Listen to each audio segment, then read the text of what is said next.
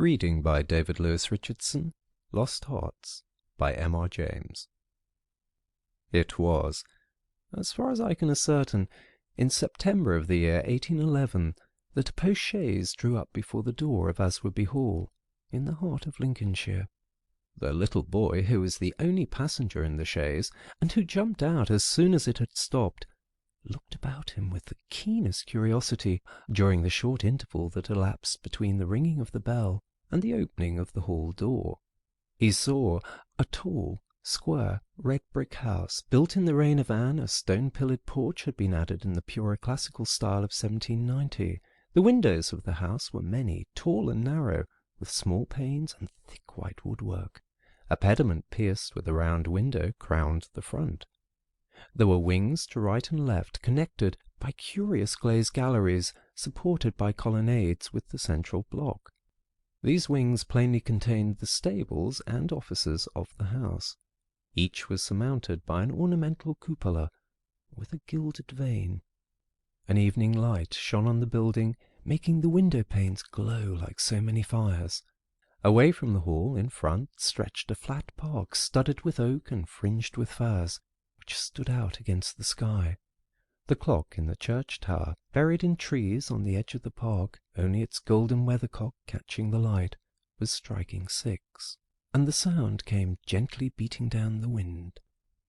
It was altogether a pleasant impression, though tinged with the sort of melancholy appropriate to an evening in early autumn, that was conveyed to the mind of the boy, who was standing in the porch, waiting for the door to open to him.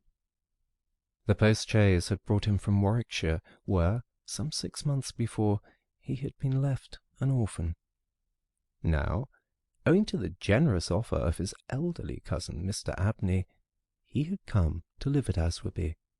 The offer was unexpected, because all who knew anything about Mr. Abney looked upon him as a somewhat austere recluse, into whose steady-going household the advent of a small boy would import a new and, it seemed, incongruous element.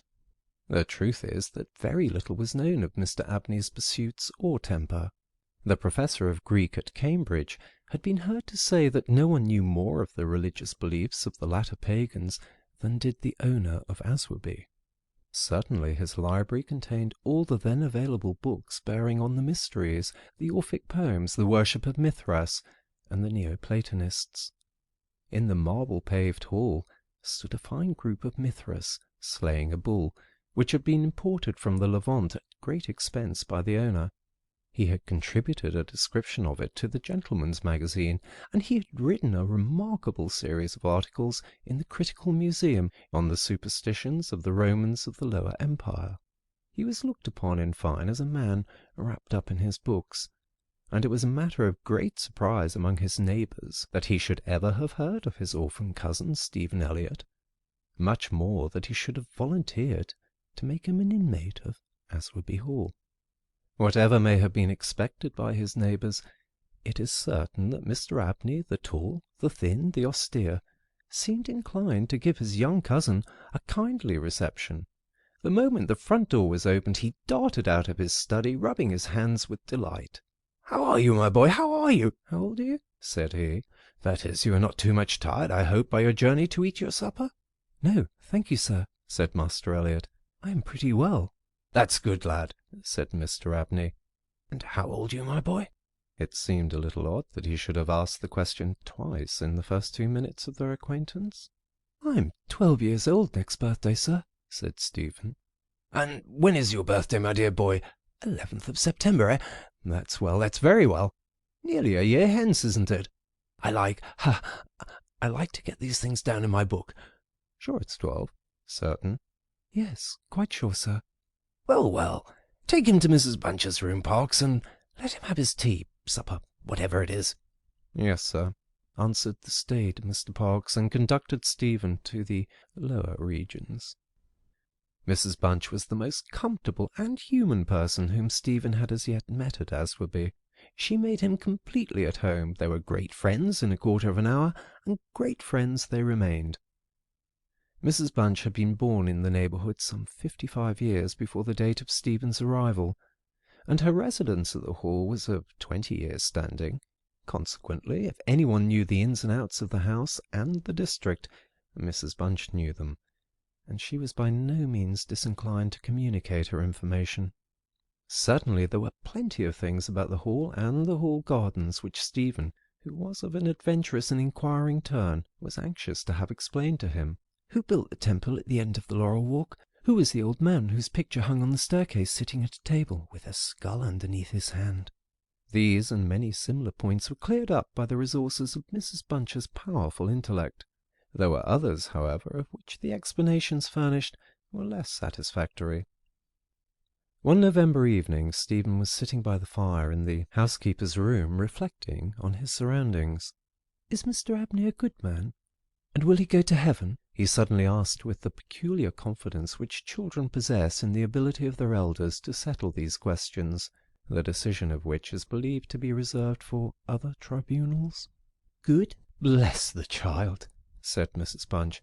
"Master's as kind a soul as ever I see. Didn't I never tell you of the little boy as he took in out of the street, as you may say, this 7 years back, and the little girl 2 years after I first come here? No, do tell me about them, Mrs. Bunch, now, this minute." "Well," said Mrs. Bunch, "the little girl I don't seem to recollect so much about. I know master brought her back with him from his walk one day, and give orders to Mrs. Ellis, as was housekeeper then, as she should be took every care with, and the poor child had no one belonging to her. She telled me so her own self, and here she lived with us, a matter of 3 weeks it might be, and then, whether she were something of a gipsy in her blood or what not, but one morning she out of her bed afore any of us had opened her eye, and neither track nor trace of her have I set eyes on since. Master was wonderful put about, and had all the ponds dragged, but it's my belief she was had away by them gipsies, for there was singing around the house for as much as an hour the night she went, and Parkes, he declare as he heard them a-calling in the woods all that afternoon. Dear, dear, a hot child she was, so silent in her ways and all, but I was wonderful taken up with her. So domesticated she was, surprising." "And what about the little boy?" said Stephen. "Oh, that poor boy," sighed Mrs. Bunch. "He were a foreigner, Jevony he called hisself, and he come a-tweaking his hurdy-gurdy round and about the drive one winter day, and master had him in that minute, and asked him all about where he came from, and how old he was, and how he made his way, and where was his relatives, and all as kind as heart could wish. But it went the same way with him. They're a unruly lot, them foreign nations, I do suppose, and he was off one fine morning just the same as the girl. Why he went and what he done was our question for as much as a year after, for he never took his hurdy-gurdy, and there it lays on the shelf." The remainder of the evening was spent by Stephen in miscellaneous cross-examination of Mrs. Bunch, and in efforts to extract a tune from the hurdy-gurdy. That night he had a curious dream. At the end of the passage at the top of the house in which his bedroom was situated, there was an old disused bathroom. It was kept locked, but the upper half of the door was glazed, and, since the muslin curtains which used to hang there had long been gone, you could look in and see the lead-lined bath affixed to the wall on the right hand, with its head towards the window. On the night of which I am speaking, Stephen Elliott found himself, as he thought, looking through the glazed door. The moon was shining through the window, and he was gazing at a figure which lay in the bath. His description of what he saw reminds me of what I once beheld myself in the famous vault of St. Michan's Church in Dublin, which possesses the horrid property of preserving corpses from decay for centuries. A figure, inexpressibly thin and pathetic, of a dusty leaden colour, enveloped in a shroud-like garment, the thin lips crooked into a faint and dreadful smile, the hands pressed tightly over the region of the heart. As he looked upon it, a distant, almost inaudible moan seemed to issue from its lips, and the arms began to stir. The terror of the sight forced Stephen backwards, and he awoke to the fact that he was indeed standing on the cold boarded floor of the passage in the full light of the moon. With a courage which I do not think can be common among boys of his age, he went to the door of the bathroom to ascertain if the figure of his dreams were really there. It was not, and he went back to bed. Mrs. Bunch was much impressed next morning by his story, and went so far as to replace the muslin curtain over the glazed door of the bathroom. Mr. Abney, moreover, to whom he confided his experiences at breakfast, was greatly interested and made notes of the matter in what he called his book. The spring equinox was approaching, as Mr. Abney frequently reminded his cousin, adding that this had been always considered by the ancients to be a critical time for the young, that Stephen would do well to take care of himself and to shut his bedroom window at night, and that Censorinus had some valuable remarks on the subject. Two incidents that had occurred about this time made an impression upon Stephen's mind. The first was after an unusually uneasy and depressed night that he had passed, though he could not recall any particular dream that he had had. The following evening Mrs. Bunch was occupying herself in mending his nightgown. "Gracious me, Master Stephen," she broke forth rather irritably, "how do you manage to tear your night-dress all to flinders this way? Look here, sir, what trouble you do give to poor servants that have to darn and mend for you." There was indeed a most destructive and apparently wanton series of slits or scorings in the garment, which would undoubtedly require a skilful needle to make good. They were confined to the left side of the chest, long parallel slits about 6 inches in length, some of them not quite piercing the texture of the linen. Stephen could only express his entire ignorance of their origin. He was sure they were not there the night before. "But," he said, "Mrs. Bunch, they are just the same as the scratches on the outside of my bedroom door, and I'm sure I never had anything to do with making them." Mrs. Bunch gazed at him open-mouthed, then snatched up a candle, departed hastily from the room, and was heard making her way upstairs. In a few minutes she came down. "Well," she said, "Master Stephen, it's a funny thing to me how them marks and scratches can come there. Too high up for any cat or dog to have made 'em, much less a rat. For all the world like a Chinaman's fingernails, as my uncle in the tea trade used to tell us of when we was girls together. I wouldn't say nothing to master, not if I was you, Master Stephen, my dear, and just turn the key of the door when you go to your bed." "I always do, Mrs. Bunch, as soon as I've said my prayers."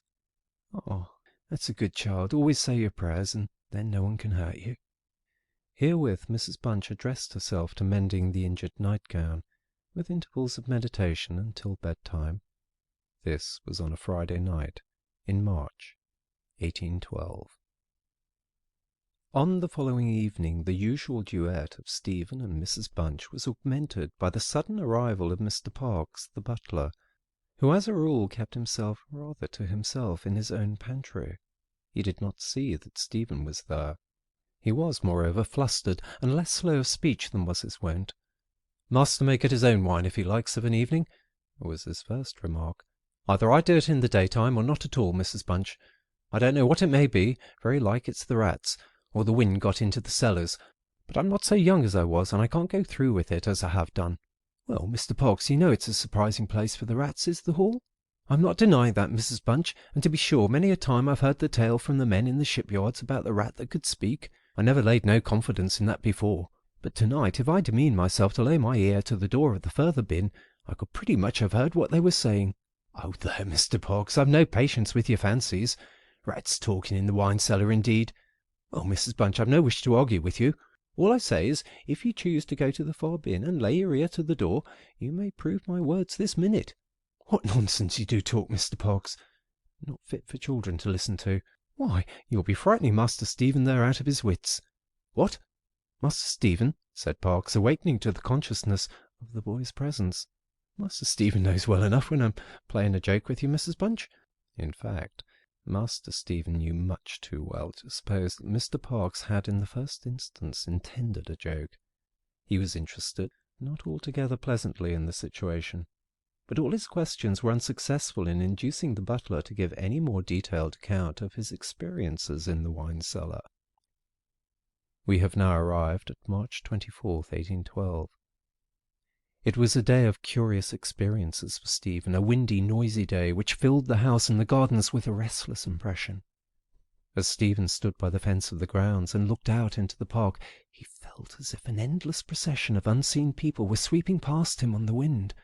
borne on resistlessly and aimlessly, vainly striving to stop themselves, to catch at something that might arrest their flight and bring them once again into contact with the living world of which they had formed a part.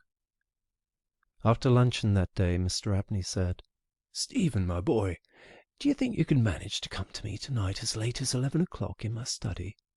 I shall be busy until that time, and I wish to show you something connected with your future life, which it is most important that you should know. You are not to mention this matter to Mrs. Bunch, nor to anyone else in the house, and you had better go to your room at the usual time." Here was a new excitement added to life. Stephen eagerly grasped at the opportunity of sitting up till 11 o'clock. He looked in at the library door on his way upstairs that evening, and saw a brazier, which he had often noticed in the corner of the room, moved out before the fire. An old silver-gilt cup stood on the table, filled with red wine, and some written sheets of paper lay near it. Mr. Abney was sprinkling some incense on the brazier from a round silver box as Stephen passed, but he did not seem to notice his step. The wind had fallen, and there was a still night and a full moon. At about 10 o'clock, Stephen was standing at the open window of his bedroom, looking out over the country. Still as the night was, the mysterious population of the distant moonlit woods was not yet lulled to rest. From time to time, strange cries, as of lost and despairing wanderers, sounded from across the mere. They might be the notes of owls or water-birds, yet they did not quite resemble either sound. Were not they coming nearer? Now they sounded from the nearer side of the water, and in a few moments they seemed to be floating about amongst the shrubberies. Then they ceased, but just as Stephen was thinking of shutting the window and resuming his reading of Robinson Crusoe, he caught sight of two figures standing on the gravel terrace that ran along the garden side of the hall, the figures of a boy and girl, as it seemed. They stood side by side, looking up at the windows. Something in the form of the girl recalled irresistibly his dream of the figure in the bath. The boy inspired him with more acute fear. Whilst the girl stood still, half smiling, with her hands clasped over her heart, the boy, a thin shape with black hair and ragged clothing, raised his arms in the air with an appearance of menace and of unappeasable hunger and longing. The moon shone upon his almost transparent hands, and Stephen saw that the nails were fearfully long, and that the light shone through them. As he stood with his arms thus raised, he disclosed a terrifying spectacle. On the left side of his chest there opened a black and gaping rent, and there fell upon Stephen's brain, rather than upon his ear, the impression of one of those hungry and desolate cries that he had heard resounding over the woods of Aswarby all that evening. In another moment this dreadful pair had moved swiftly and noiselessly over the dry gravel, and he saw them no more. Inexpressibly frightened as he was, he determined to take his candle and go down to Mr. Abney's study, for the hour appointed for their meeting was near at hand. The study, or library, opened out of the front hall on one side, and Stephen, urged on by his terrors, did not take long in getting there. To effect an entrance was not so easy. It was not locked, he felt sure, for the key was on the outside of the door as usual. His repeated knocks produced no answer. Mr. Abney was engaged. He was speaking. What? Why did he try to cry out? And why was the cry choked in his throat? Had he too seen the mysterious children? But now everything was quiet, and the door yielded to Stephen's terrified and frantic pushing. On the table in Mr. Abney's study certain papers were found which explained the situation to Stephen Elliott when he was of an age to understand them. The most important sentences were as follows. "It was a belief, very strongly and generally held by the ancients, of whose wisdom in these matters I have had such experience as induces me to place confidence in their assertions, that by enacting certain processes, which to us moderns have something of a barbaric complexion, a very remarkable enlightenment of the spiritual faculties in man may be attained, that, For example, by absorbing the personalities of a certain number of his fellow creatures, an individual may gain a complete ascendancy over those orders of spiritual beings which control the elemental forces of our universe.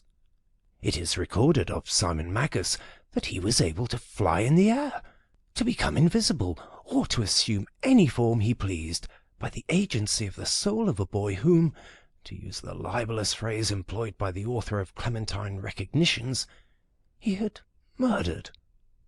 I find it set down, moreover, with considerable detail, in the writings of Hermes Trismegistus, that similar happy results may be produced by the absorption of the hearts of not less than 3 human beings below the age of 21 years.